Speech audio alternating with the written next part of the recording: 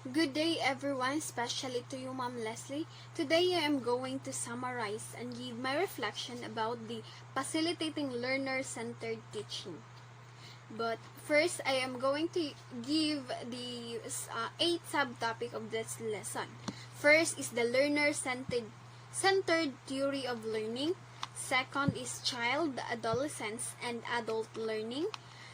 Third is declarative, procedural, and functional, and developmental, and sociocultural of learning. Fourth is social interaction, interpersonal relation, communication in learning process. Fifth, research finding on the influence of developmental and sociocultural dimension of learning. Six is significance of development and sociocultural dimension of learning in selecting strategies and methodologies. Concept of individual differences in learning. 7, different learning style, and last one is children with special needs. And my reflection. First is the learner-centered theories of learning. When we say learning, it is a very comprehensive and complex concept, and it covers a wide range of activity which cannot be explained within a limited framework. It is truly because learning is what we call this one, step by step and in continuous process learning. While we are doing such activities, while we are reading, there is learning involved. Then when we say learning theory, is an organized set of principles explaining how individuals acquire, retain, and recall knowledge. Learning theories try to explain how people learn and why they learn. These learning theories will help us individual to acquire knowledge and how we are going to acquire, retain, and recall knowledge. This also will help us to know how people learn and why they learn, the reason behind. And the term learning may mean differently to different people and used differently by different theories. But this learning occurs or affect our personal behavior, our actions, the way we respond and act to a situation, and through experiences, our own knowledge, education, behavior, we are learning through interacting and socializing others. In this learner-centered theory, we have 5 existing theory, namely the cognitive, behavioralism theories, constructivism, humanism learning theories, and connectiveness theories that help us teach our future teacher to know better their learners, their way of learning, the way they feel, act, and respond, specifically in answering the question formulated by the learners, and how they understand and apply and use it in a real-life situation. The main goal of this learning is to simply getting in touch with the learners. By using those learning theories, we need to understand and explain, because this will help us to who, what, and what, when, where, and how this learning makes convenient and accessible to everyone. And this will ensure that all students up this educational ladder change their personality. This had to do with improve and enhance our physical, emotional, social, and cognitive skills and knowledge and other personality behavior. Second is child, adolescence, adult learning. It is truly that development proceeds in orderly and predictable pattern. And indeed, development occurs through development milestones, and it defined as appearance of developmental, more advanced behavior, which appears in a predictable manner. This explains the person age stages of learning, try to describe and develop learning through each stages, especially through its experiences that might mold them to grow older. As we all know that because of those experiences we encountered, we become strong, we become a better person. Most children learn through using sense of sight, touch, hearing, smelling, and tasting. But most of the children learn through visual presentation, because they are verbally or visually inclined. Some have also learn by imitating other people. A lot of children learn by imitating other people, like what their mother says. They also try to copy what their mother says. And they are very observant so many ways, like how you act, how you talk. And second stage is the adolescent, are exploring and knowing their lives. They usually interact other people to have many friends. They are start to explore themselves by socializing others, by doing such thing that makes them eager to learn. And the last one is the adult. In this stage, they are more mature. They are disciplined. What they think other than themselves. So most of this period is they think the others before themselves. They have wide expectation that might happen to their person. So in this adulthood, we try to cover the future. Try to look forward for the future, not for just only for today. Declarative, procedural, and functional, and development, socio-cultural movement. It is truly that learning can be enhanced when learner has many opportunity to interact and collaborate with others, especially through using those instructional tasks. And in school they have given a lot of tasks or activities that they need to find solution that makes them challenge themselves to adapt changes, and learning might get through socializing others. These are three categories of knowledge. First is declarative knowledge, is understanding things, ideas, or concept. It is the skill that we need to inquire knowledge information. It occurs consciously through memorization. The second one is procedural knowledge. It is the person's ability to carry out action and complete the task. Procedural so means they are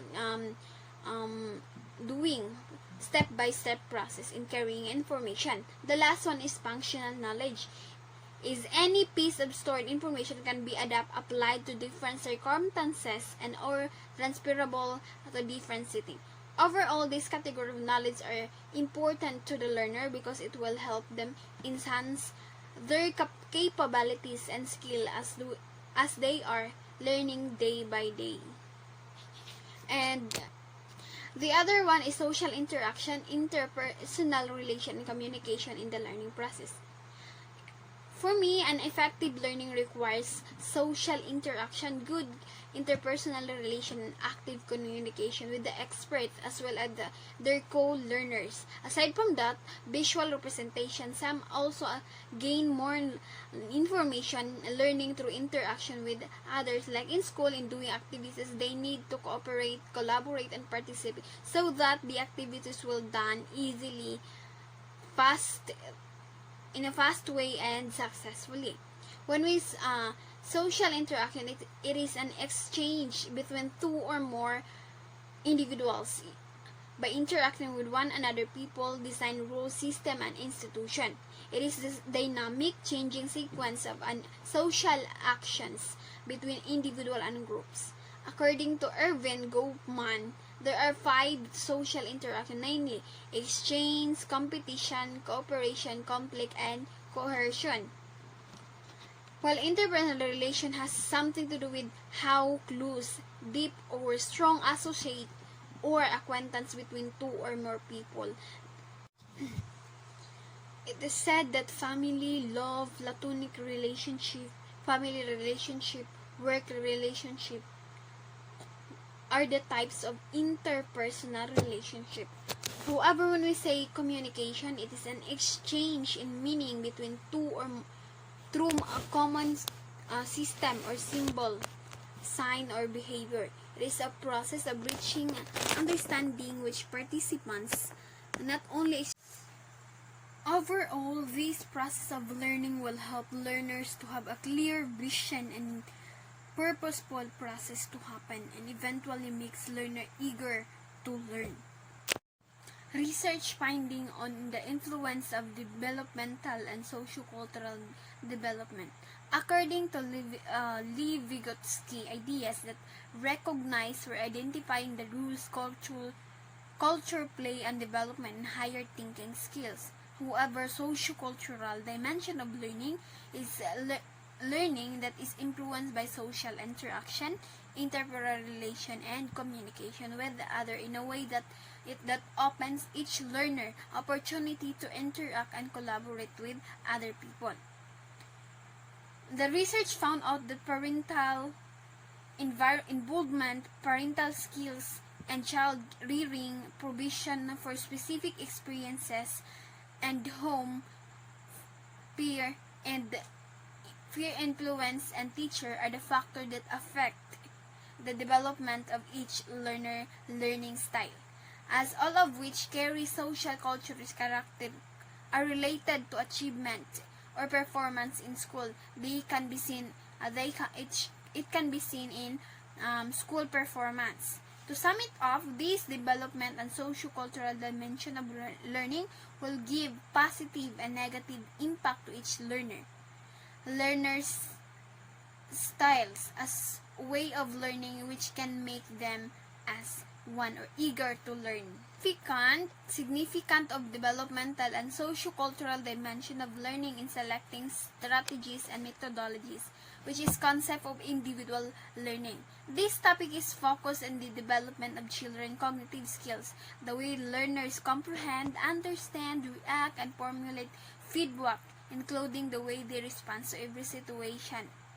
All of this will be observed by performing various activities, and this would level up or changing through maturation period that would create and affect individual differences of learning. Like for example, in childhood or child, there are different way of learning from adolescents and adult. So as well as how these individual differences may lead to build a strong independent personality, to know better themselves, especially through interacting and socializing others in a normal ways. My understanding in this topic is that one of the most important strategies and techniques to share and facilitate learning or information to our learners, first we need to know themselves, their personality as well, that address their individual differences, and by doing so, I'm pretty sure that selecting effective that is suitable to the learners will creating or making a better concept of future to each learner. The other one is the different learning style. It is indeed that learner has its own preferred style of learning. They are best with, they can boost their skills and talent to gain knowledge. This make us unique from each other. It is said truly that student preferred learning modes have significant influence on their behavior and learning. Indeed, all the students created equally and or not equally or differently. This lesson focus in the VARC model of learning. According to educationalist jurist Neil Fleming, VARC model of students learning. VARC is a acronym that refers to 4 types of learning: the visual, the auditory, reading and writing, preference, and kinesthetic. I learned that this VARC model acknowledged that the students have different approaches to know how they process the information, referred as preferred learning modes. And by understanding what kind of learners you have your students are, you can now gain a better perspective on how to implement this learning, especially in making lesson plan and study techniques. The last one is the child with special needs. This lesson is all about special needs physically and mentally needs of young learner or young children. These identify the different categories of learning. Special need as well as the behavior indicator, all the present, such as needs and among students. Following are the specific areas of special needs: the cognitive or academic, social or behavioral, cognitive and social, and functional. This lesson also describe the behavior or characteristic of the children with special needs and highlight the ways by which we are different from the other children. As a future educator, we must encourage and teach students in a good way, different from other people, but encourage them to continue study, to strive hard, doing the best they can to the tasks or activities, and also the way they can feel what they are not different from each other. They're somewhat like a family or apart from each other, especially to you as a mentor. It is very important that you have a good communication, good relationship with your learners. And also that as a teacher, we must need to have different strategies, techniques, and method to teach. Also facilitates information and the learning so that they can understand the message or what is the message all about. It is very important that it is convenient and by the use of the simple words which the other people can easily understand.